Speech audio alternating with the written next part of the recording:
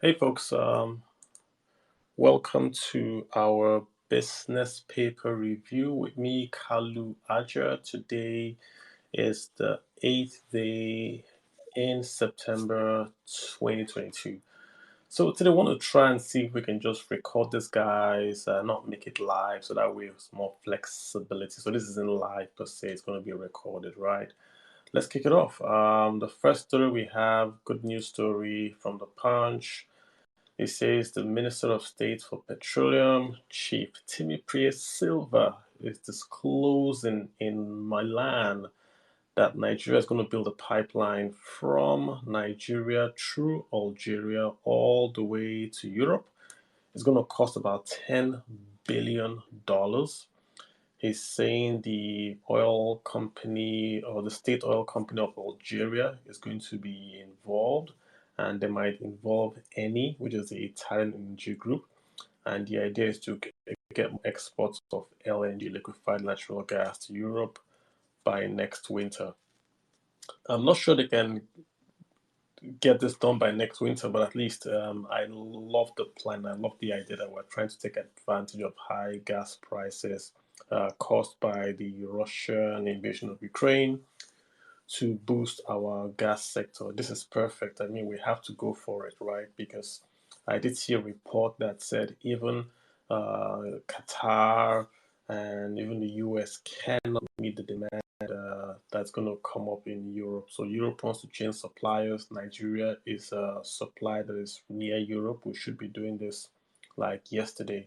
So good news there that we're going to try to tap that market. I hope we can attract the FDI in to invest in our gas sector, and then we should try to become a major supplier. It'll be a bit more expensive, but I think we should try to go for that market. So great, great, great. Good job there, guys. Next story is from the Sun. This is the the headline says, "Don't use the private sector as scapegoat for servicing debt profile." This is from the Nigerian Association of Chambers of Commerce, Industries, Mines, and Agriculture, NASIMA. I mean, in summary, all they are saying is this, like that the government goes and spends and borrows and then has to increase taxes of the private sector to pay for that wasteful spending. So they are essentially telling the government, hey, don't spend your money and then come back and tax us to pay for all that borrowing. I mean, we're going to pay this tax, we're going to pay that tax. It affects our profitability, it drives away investors. It makes us our cost of doing business go up. So Nasima is really worried and is telling the Nigerian government to cut down the spending and do not believe that the private sector can essentially take up the slack in the spending. I mean, Nigeria, again, like I say this all the time, Nigeria has a spending problem. Our problem is spending, and we've got to stop spending on really things that are not stimulative. The government's role is not really private sector profits, but it's the global good. Like they want to go into a society and make societal good. It's not profit motive, but it's everyone has got to have the support of the government. But still, we spend too much. We're paying money. Forget even the subsidy. We're giving money to poor people in quotes. No one knows who are these poor people? I mean, is there a database somewhere? How can we check to make sure that the money is going to the right people? We don't have all that information, and we're just taxing, right? So we're going to rein in that spending, so we tax our private sector guys more or less, so we can have more business created in the economy, right? Great. Just this story I wanted to bring up, the oil prices. This is not a Nigerian paper, but per se, but oil prices are down, give or take, about $88 a barrel. The investors are skittish over the fears of inflation. So we see oil prices falling, right? Because folks aren't sure it's going to be demand in next quarter. So they are reducing their forward purchase of crude oil, and we see crude oil prices falling to 88.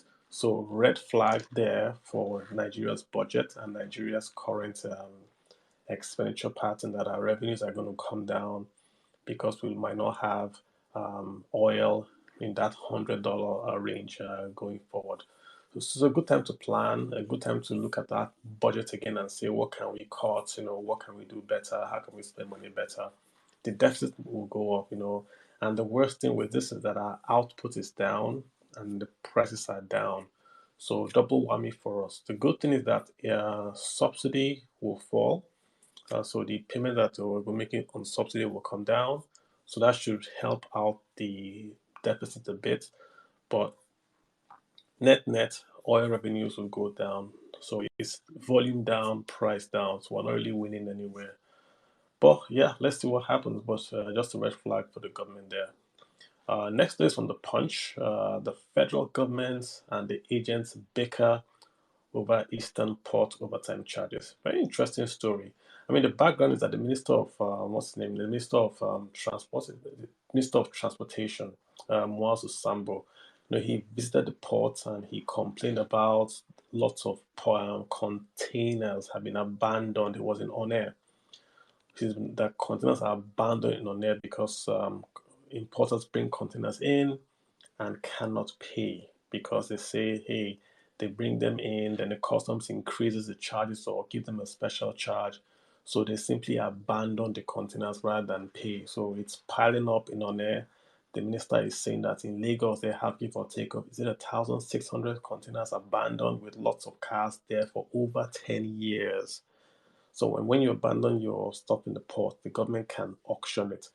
So he's saying, listen, Lagos is already filled with stuff like this. Don't let it creep into on it. Some things I picked up in the conversation he was having. Number one, that cars are abandoned, containers are abandoned. Why not just auction them? Get them out of there, right? Auction them or give them away or whatever. Don't let it pile up there, right? But then again, what I did pick up here was that they are saying that the traders sometimes will refuse to pay. Then when the goods are auctioned, they then go in and buy it at an auction price because it's cheaper. So you bring in the container, they give you a bill of 1 million, you refuse to pay the 1 million, then the good goes for auction. During auction, you then bid for your own container and buy it at a lower price. That's what they're saying here. So a bit of shenanigans going in there. I think it just shows that if you make it too expensive, right, then these guys don't pay. They start to look for ways to avoid, right? But if you make it just about right, if you make the fees just about right, then you can actually see folks coming in to pay. I think we should look for that sweet spot, that balance. Like there's this concept called the Laffer curve, Laffer, where Charles Laffer, I think, used to work for the budget. He's working the budget office also during Reagan, and he says if you make taxes 100%, you get zero revenues. If you make taxes 0%, you get zero revenues. So when taxes are low, no revenues. When taxes are high, no revenue. So you got to look for that spot where people will pay and not run away from pain, right? That's what you want to look for.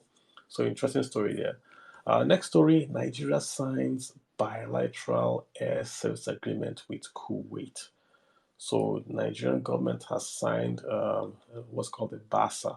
This is from the cable with Kuwait. So when you have BASA, that means that planes can fly and land using those codes that they give themselves. What they call those things that they give themselves? I don't know that so you can fly to their airport as a carrier, they can fly into your airport as a carrier. So and then you have slots, and then they have slots. So that means you might see some planes come from the Kingdom of Kuwait to Nigeria.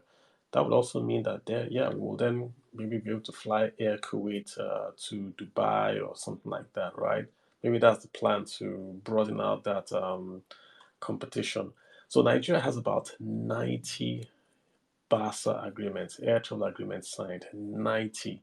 I'm not sure how many we can reciprocate, i.e., that we can cover. There are planes land here, but can we cover them? But it's good. I mean, we'll keep signing them, keep opening up the economy to investors, and then we should see what would happen. It's still the backstory is still that about 464 million that is still trapped in Nigeria owed the airlines. CBN has given them 265 million. They seem to be a bit happy. Let's see what's going to happen going forward. But again, it's I would say it's a good news that we're signing more agreements and people are willing to sign agreements with us to come in and do business with us. So that's fantastic. And then this last one we're going to talk about PFAs. The volume of assets under management by pension fund administrators now about 14.4 trillion as of July 2022. Big, big, big story right there. I mean, if you look at any of the policies that the Nigerian democratic experience has had since 1999, the story about the PFAs, the pension fund industry, has just been number one. And it's just been a success story across the board. From where we went from a deficit of 2.5 trillion, which was about 25% of the GDP back then, to now we're at 14 trillion positive. We have an account, your accounts open up in your personal name with biometrics. We have an industry that is government regulated but private sector run. PFAs have invested their own money to set up these companies that manage your retirement. It's just a wonderful story all around. And I think the next step for these guys, like I spoke to the PENOP chairman also, was trying to link these pension assets to real estate, really, so that one way or the other, if you have a PFA or an associate, a retirement savings account, you are able to do something with it in respect to housing. Once that can happen, just imagine what that would unleash. So maybe you work in Lagos, maybe you can use a part of your RSA as a down payment towards a house or a flat. Maybe you can open up rent to own. It opens up developers getting funds to build homes. So it's just a lot that can happen if we're able to do that, and it just really adds to the depth of the market. It blows up also AUM because more people would like to open accounts if they see that, listen, if I open an account, I can save money tax free, and I can take that tax free savings towards down payment of a home. So that's just an excellent way to sell it. I'm very bullish about this. I mean, they've done great. So the PFAs and the whole sector. The 14 trillion is invested. There's no cash lying around. And before any politician thinks they're going to come and borrow money, it's invested in assets. It's not lying around there. We might have a talk about, is it returning, is it beating inflation, but it's invested. It's your money. Whenever you retire, you can go grab it and they'll give it to you. So I would say good news there. Again, and well done, Nigeria, and all everyone involved. All right, guys, that's really what we have. Not a lot of news day today. So I think we might call it a day unless someone has a quick question to ask. If not, let me see. Does someone have any questions? Any requests? We don't have any, guys. All right, super. All right, guys, thanks for tuning in. My name is Kalu Aja. I'll see you guys again tomorrow when we do another business review. You guys will make that money. I'll talk to you guys later. Take care and bye.